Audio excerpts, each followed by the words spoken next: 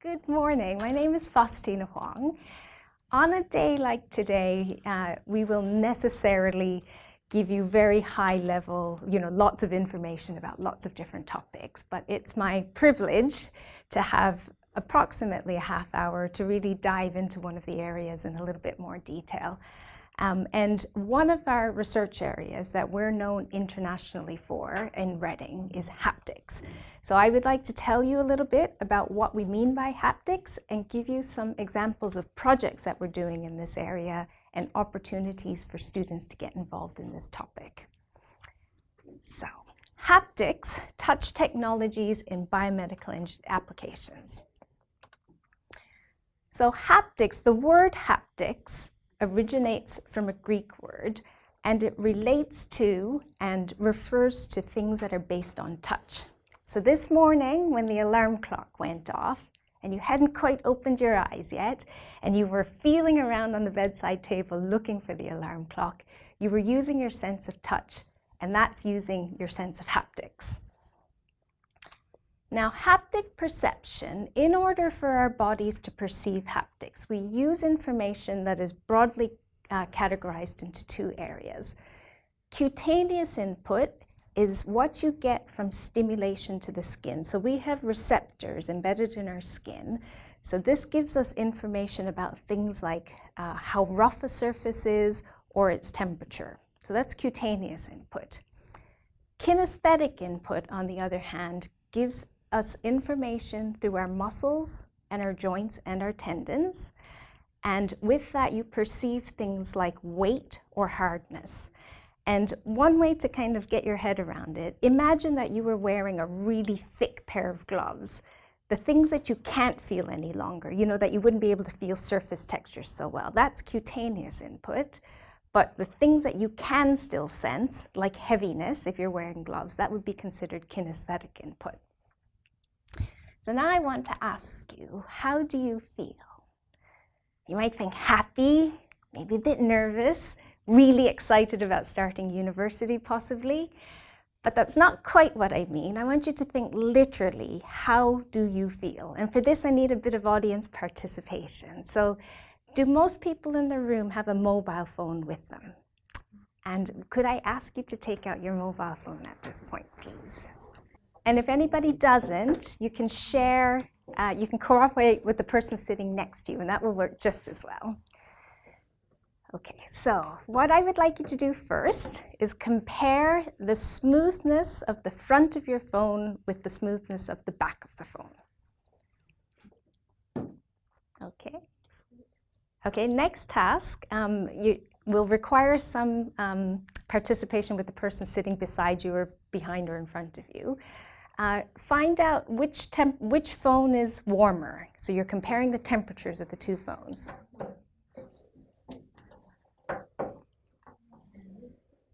Okay. And finally, which phone is heavier? Again, compare with the person beside you. Okay. So it's not so much that I'm interested in the answers to those questions, but I want you to think about how you answered those questions. And not one of you had a question, you didn't hesitate, you immediately, without thinking, went smoothness. And what did you all do? Right? Rubbed it. Temperature? Held your hand to it, or your finger, close to the surface, yes? And weight? There's a bit of this, right? Okay. Now what you're employing, these are referred to as exploratory procedures, haptic exploratory procedures. And these were documented and reported by Professor Susan Lederman, who's a world leader in haptic perception at Queen's University in Canada. And she recognized and reported that when we're doing haptic exploration, what we all do instinctively and intuitively, when we're looking for certain information, we employ the same strategies. So texture, this smoothness is referred to as lateral motion.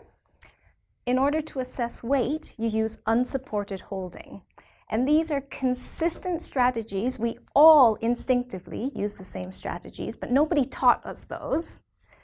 And they are instinctive but also efficient, the most efficient way for us to get that information through our haptic systems. So this is really fundamental to haptic perception, these exploratory procedures. Now that's haptic perception, and in biomedical engineering, what we're interested in is haptic technology. And what we mean by that is we're employing technology to give the illusion of being able to touch and to have these touch sensations when those objects are not actually there. So in a virtual world, as it were. So in the physical world, you might have a drum, physical drum with a physical drumstick, and you get this, this sensation of what it feels like to strike the drum surface. With haptic technology, we're giving the illusion of the drum. So the drum now only exists in the virtual world, and we're replacing our drumstick with essentially a robot that is providing this sense that there's actually a drum surface there when there's nothing physically here. There's no physical drum here. And just to convince you, because it's so convincing, you really feel that there's a drum under that surface. And yet, when I turn off the power, it's gone. I haven't got that virtual drum surface any longer. And the power comes back, and we get that surface back. So this is just one very simple example of haptic technology. And what I'm going to go through in the next few slides is some different classes of haptic technology. So one area is inertial displays, and these give you vibration sensations. And I'm willing to bet actually that this is the class of haptic technology that most of you have the most contact with every day. So every time your mobile phone vibrates when it rings, or when you're typing and you get this sort of vibration sensation, your phone is using this inertial haptic display to give you that. That's a form of haptics. So you may not have realized it was called haptics. In this particular image, the research project was embedding these inertial displays into a belt configuration. And one of the most common research applications is that it will vibrate in the direction of north. And people are investigating, can we kind of integrate this as one of our additional senses so that you always have this haptic sensation of where magnetic north is. What you'll notice about this is it can vibrate you and it can give you some haptic sensation, but you can't perceive any force or any weight with this sort of haptic display. So for that, we need what's called a grounded device. And a grounded device just means that it's fixed to the floor or it's fixed to the table. The haptic drum here, I've got it clamped to the tabletop. So that's an example of a grounded haptic device. And the basic principle is that if the haptic device is pushing on you, it needs something to push back against. And so imagine that you've got your finger in this device, you're interacting with the virtual world. And in the virtual world, if your hand is moving through free space, you don't want any resistance from the haptic device. You want to feel like your hand is moving through free space. In the virtual world, if your finger then comes into contact with a wall, for example, you want a sensation of hardness, don't you? And so what we do with the robotic device is it has to push back against you with the same force that you're pushing against it, so that you get this feeling like your fingers come into contact with something hard. So these are great because you get really good hardness, an illusion of hardness, but because they're grounded, that means it's clamped to a tabletop or it's fixed to the floor, they're not very mobile. And so people are also investigating body-based devices. So this one, it pushes on the fingers, but it's leveraging, is pushing back against somewhere higher up on the body. You'll also notice that in the previous photograph, it was a single point of haptic interaction, that the person only had one index finger inserted in the device. With this example, you get haptic feedback on all 5 fingers so that you could give the illusion that your whole hand is grasping around a virtual object. So that would be an example of a body-based device. Now, remember I said there were two types of haptic feedback, or two classes of haptic input, cutaneous and kinesthetic. So all the examples I've shown you up till now are about applying forces on the body. Those are kinesthetic systems. This is an example of a tactile display, so something that stimulates the skin. And this is actually an image of a refreshable braille display that's used by braille readers. And there are a number of cells along the bottom here with pins that move up and down to produce braille characters. And so as a person runs their fingers over these dots, it's stimulating the skin, and from that you can read braille. So can you see the difference, that it's about stimulating the skin, the receptors in the skin, versus the other ones that were applying bigger forces to the body? So that's one example of a tactile display.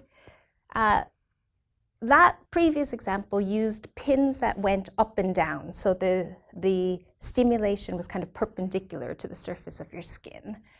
This is one example. It was a research project that came out of McGill University in Canada, but you can stretch the skin laterally as well as perpendicular to your skin surface.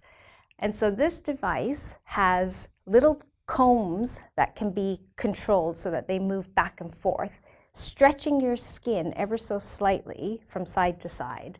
And with this, you can create illusions of movement, because as the little combs move along the surface of your skin, you can give the illusion that something is crawling along your skin, even though there isn't, it's just a robotic device. So these are two examples of haptic devices that provide cutaneous input. Now, as a student, there are lots of opportunities to get involved in research. And you ask academics about their research, they love talking about their research. And we really love giving undergraduate students an opportunity to get involved as well. And there are multiple ways that you can get involved in research projects as a student. One of them is through summer research placements. So we offer 6 to 8, well, they can be 6, 8, or 10 weeks over the summer period when you come and you work as a member of the research team. And they tend to be paid as well. So we apply for funding so that you can be a paid member of the research team over the summer. Evan mentioned the final year research projects, and we, as much as possible, tie those into our research projects. So what has happened in the past is that you get students who work over the summer on a research project, and then they can take that forward into their final year project as well. And so we've had a number in the area of haptics. I'm just going to give you 2 examples this morning. So this is a student who was interested in navigation interfaces for people with vision impairment.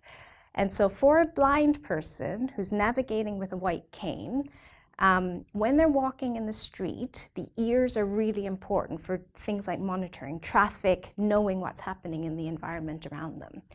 And a lot of the, your GPS systems, as you know, if you had your sat-nav on in the car, it's giving you audio directions, turn left, turn right.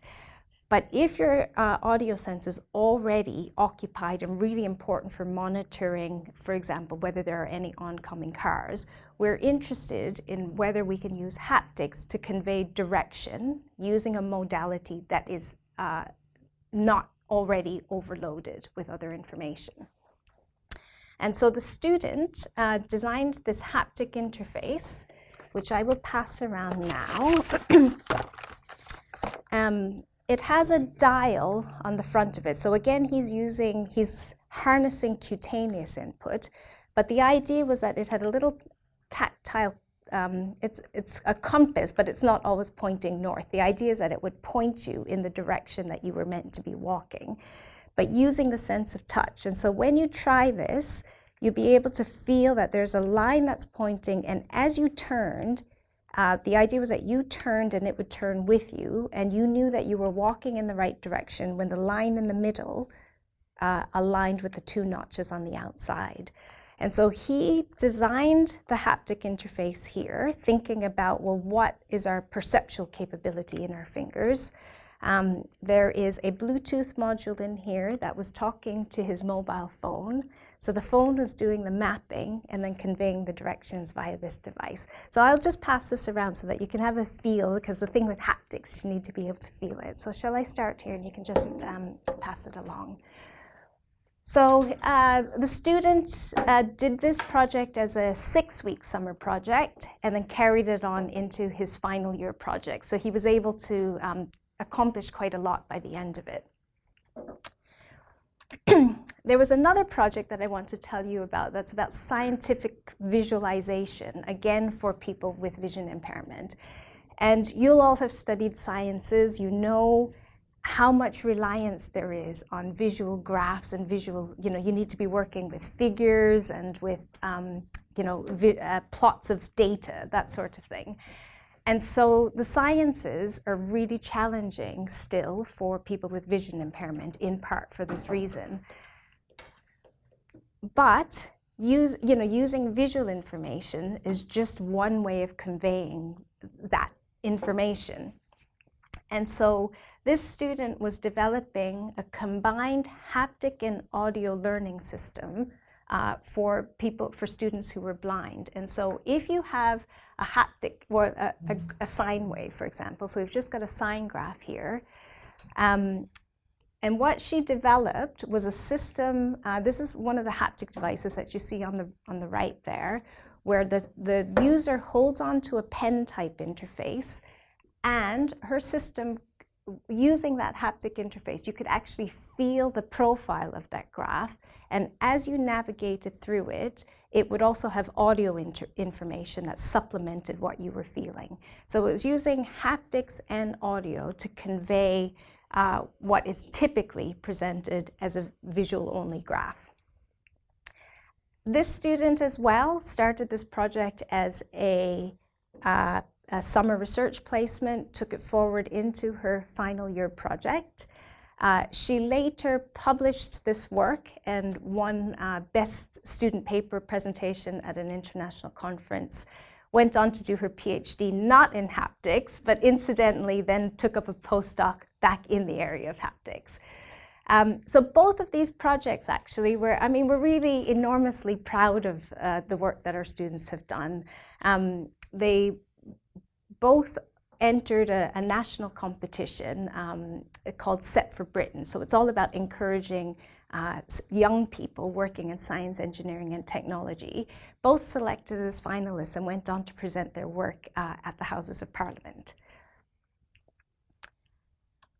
Now, moving away from student projects, Evan already mentioned this one. Professor Harwin and I have a project that's externally funded by the Leverhulme Trust that's about developing a 3D haptic learning system for teaching cell biology. Now, those of you who are studying cell biology at the moment, or biology, tell me if you agree, but the feedback that we've been getting is that actually it's really hard to visualize cells in 3D, because you're studying them as 2D drawings in textbooks, and you haven't really got that sense that these are 3D structures that you're learning about. And so we've built and designed this haptic and virtual reality system. So you put on an immersive, we're using Oculus Rift at the moment, which is a virtual reality headset, so that you've got your head inside the cell, in essence. And we've designed this multi-finger haptic system where you can reach in, pick up particles in a cell, and be able to explore how it feels to move an oxygen particle, for example, through a cell membrane. And so it's using 3D visualization, using haptics to try to teach cell biology in a way that conveys the 3D learning, the 3D material of a cell, and just give you a different way to explore and to hypothesize and to experiment with cells at a level that you couldn't. It's just impossible to do it in the real world. You couldn't do this with a physical cell.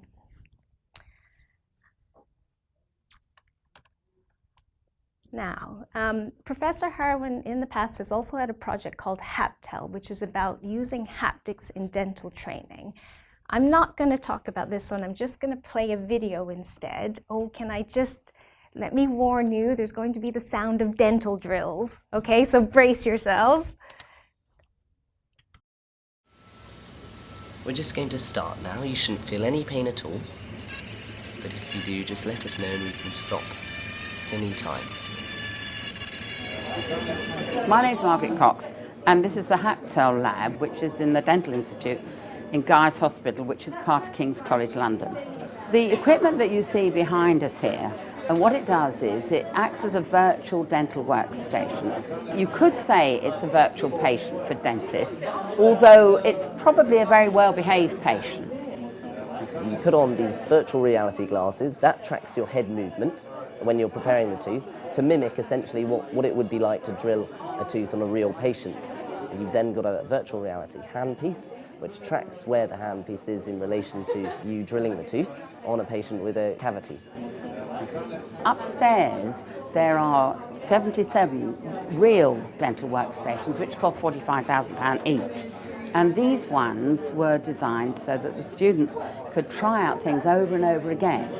These students have got to be safe to practice in about 18 months' time. Dentists do make mistakes. They can drill too far into your tooth. They can remove too much healthy teeth, even after years of training. Here, it tells them in the very first year how much healthy tooth they've removed, how much decayed material they've removed, so they can get a much higher level of perfection in their first year. When you do your first filling on your first patient, it does make you very, very aware of what you're looking for and what you want in a good cavity preparation and filling. Through doing this in dentistry, we've developed ways that can be translated into other disciplines like medicine, like physics. People who've been stroke victims, for example, you could change this device so that people could learn to write again using the same sort of approach. One of the things that it doesn't do is it doesn't feel pain, although some of the dentists would like us to incorporate in the graphics blood pouring out of the mouth if they drill too deeply, for example. You could do that, but we haven't actually done that yet.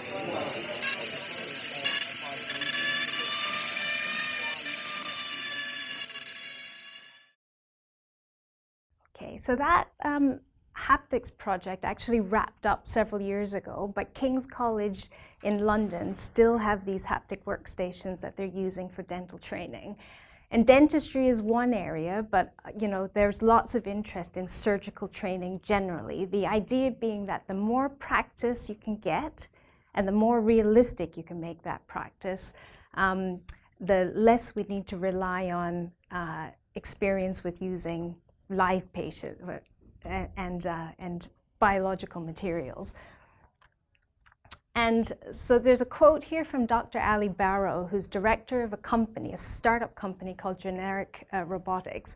And they've taken forward this technology and they're trying to commercialize it.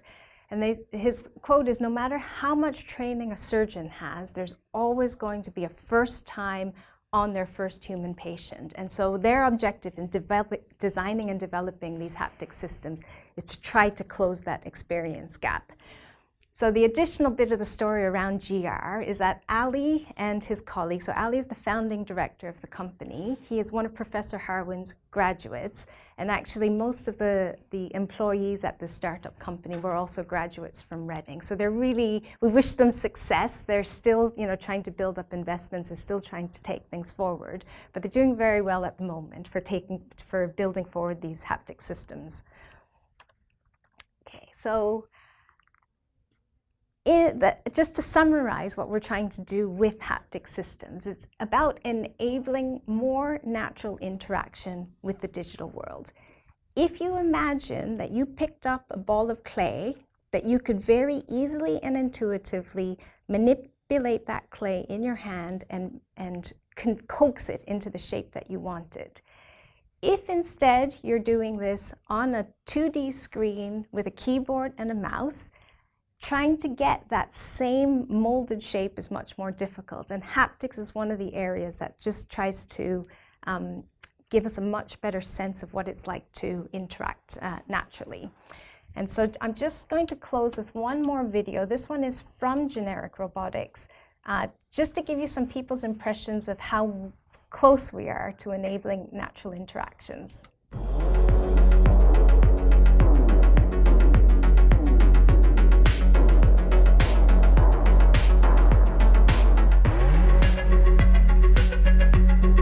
believe this. It's unbelievable. I want to try! Yeah, do it.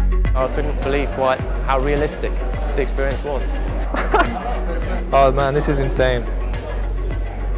Shit! Oh my god. I don't know how to explain it. It's like when you pick it up, you can feel the weight as well of the snooker ball. You just know it's not even virtual, it feels literally like real. The actual feeling of the VR was really impressive. I had the sense of touch, I felt the gravity, the weight of the objects, the texture, the shape. I could feel it was not a real apple, it was actually a plastic apple. There was a difference in texture. The ball felt like an heavy, smooth ball, like pool ball. I had remarkably good range. I could reach behind things, reach over and pick things up. I found it really, really easy to use because I wasn't having to think about something that was unnatural. It was literally just redoing what I would normally already do. 2 or 3 seconds after being inside, you know how to interact with the world. It really does feel like you're actually holding and interacting with those virtual objects. When you actually get that feedback through your fingertips, which is something that's just so natural and intuitive, you can very quickly just do stuff. I didn't expect it to seem so convincing. Actually being able to interact with things, suddenly you completely forget about the fact that you're looking at screens. It was not just a matter of being able to interact with things in an intuitive way, but also that you could judge how to move them and how to pick them up, and the real sense of weight. Your body starts to learn it very, very quickly about what exactly it takes, which is just amazing. It's very cool. Applications for almost endless opportunities within education, engineering, anything that has a hands-on tactile experience. The idea of a student doctor performing your procedure, it was terrifying. The idea that he will have had an opportunity to experience that surgery with the kind of feedback where you have a sense of pressures and of weights and of sizes of objects. I thought that's a remarkable breakthrough. I would really like to see this kind of technology really contributing to pan-human purposes and help humanity in a more holistic sense. It's incredibly real for something that isn't real. It's amazing, absolutely amazing. Blown away. It's like the level of realism is... Yeah. It's unreal. It's fascinating, exciting, and altogether mind-blowing.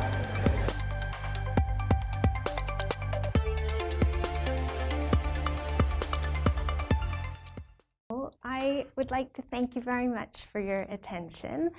I hope that I've impressed upon you that we do really fun and exciting research here. We're about creating opportunities for undergraduate students to get involved in some of this research through projects, through summer placements. We introduce it into teaching in our modules. And there are great opportunities ahead for you. And so a big part of our role is supporting you to seek out and to grab hold of those opportunities. So thank you very much. We're delighted to have you here and wish you success in all your future studies.